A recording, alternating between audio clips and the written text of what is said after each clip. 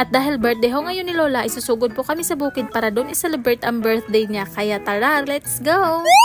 Hey guys! Welcome back to my vlog. At ngayon, on the way na po kami papunta sa bukid. Another pa-bukid adventure na sa guys. You know, bukid is life. And by the way, dito pala kami sumakay sa chariot. Kasi ito yung sasakyan na pwede makadaan dito. As you can see, nahimuo talaga ako sa aking self. Kasi first time ko makasakay dito sa chariot guys. Tapos ganito pa yung daan. At grabe, napakahirap ng daan nila dito guys. Halos maalog ang buong katawan ko. Kasi ang daming bato tapos labak-lubak pa yung daan. Kaya ito, kumapit talaga kami ng mabuti. Baka malagpot kami. Pero sinecured muna namin itong aming mga dala. May dala kasi kami mga pagkain. At syempre, meron din ditong emperador, baka mabasag. At nagdala din kami ng fighter na paborito ni Lola. At nagdala pa nga kami ng cake na muntik na mabungi sa kaalog. Kasi di ko naman talaga in-expect na ganito pala kahirap ang daan nila dito. May nakasunod pa nga sa amin na isa din chariot at ang dami pa nga nila nakasakay. Tapos ang saya pa nga nila guys, every time mag-untol-untol yung sasakyan. Kaya ito, dinaan na lang namin sa tawa kahit masakit na yung mga lubot namin.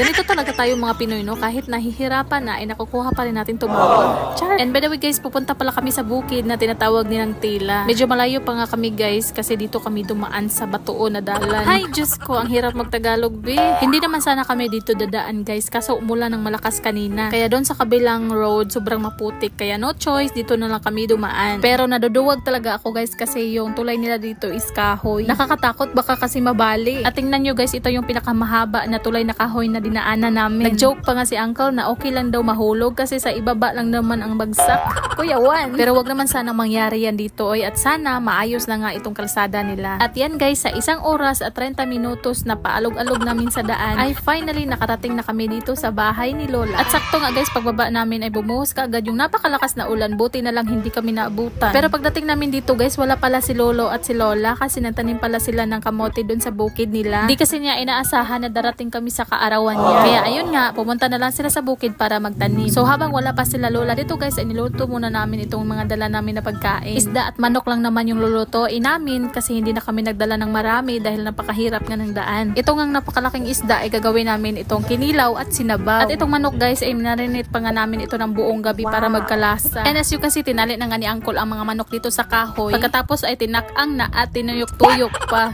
At para mas sumarap at magkakulay yung lechon manok namin ay pinahiran din nila ito ng sauce. Kaya itong aso na pagpabalik-balik talaga ng tingin dito sa lechon manok namin. May masamang balak yata itong aso na to, tingnan nyo, at bumalik pa talaga. Huy, ay kayo pabungbu ang dugi kay gutom na raba kaayon. So ito na guys, malapit na nga maluto itong lechon manok namin. Nakikita mo naman, 'di ba?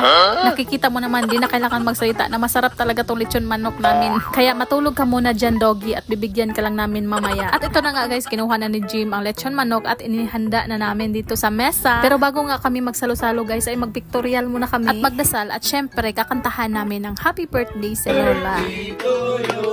Happy birthday to you. Happy birthday. Happy birthday. Happy birthday to you.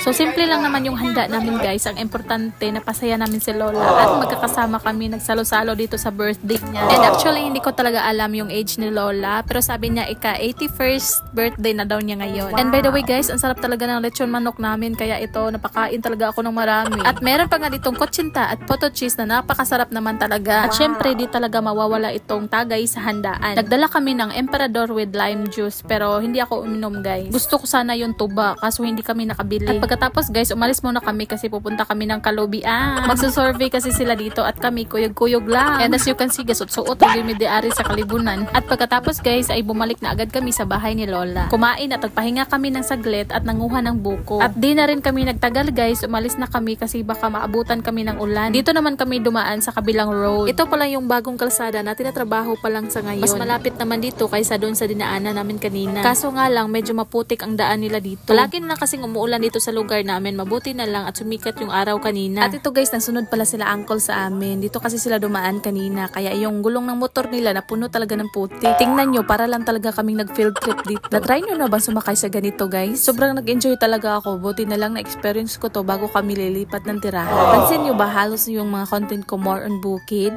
Dito kasi ako masaya guys. I found peace in the province, char. Pero na-miss ko naman din yung city life. Pero sa ngayon, gusto ko muna ng katahimikan. No ba yan? Uy, nag-emote. At yun lang guys, for today's video, sana po ay nag-enjoy kayo sa vlog ko. Hanggang sa muli. See ya! Bye!